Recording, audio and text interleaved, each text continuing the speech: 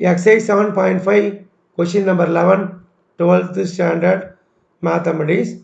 Limit x tends to 0 plus cos x whole power 1 by x square. இதுக்கு விடை காணுறது மிக எளிது.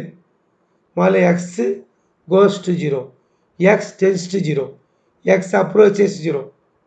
அப்போ cos x, cos 0, 1 power 1 by 0, infinity.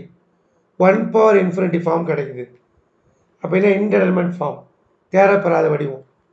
அப்படின்னா லிமிட்டை ஈஸியாக கண்டுபிடிச்சிடலாம். லிமிட்டு அதாவது எல், இதுக்கான கொஷினுக்கான ஆன்சர் எல்லுன்னு எடுத்துக்கிறோம். இ பவரில் எழுதணும்.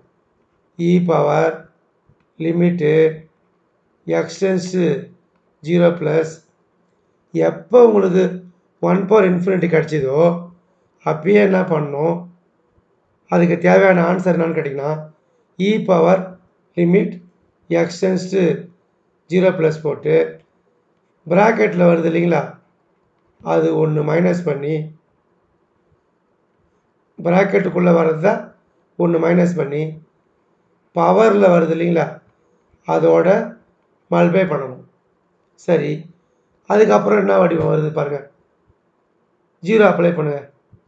cos 0 1, 1 மைனஸ் 1 0, டினாமினேட்டரில் 0. இப்போ 0 பை 0 ஃபார்ம் கிடைக்குது. உடனே நம்ம என்ன பண்ணணும், லோபித்தால் ரூலை அப்ளை பண்ண போகிறோம். E power limit x tends to 0 plus cos எக்ஸை டிவைஷன் பண்ணோம்னா மைனஸ் சைன் எக்ஸு 1னா 0, டிவிஷனில் பாருங்கள் எக்ஸ் ஸ்கொயர் இருக்குது 2x. இதுக்கு அடுத்த ஸ்டெப்பில் ஈஸியாக கண்டுபிடிச்சிடலாம்.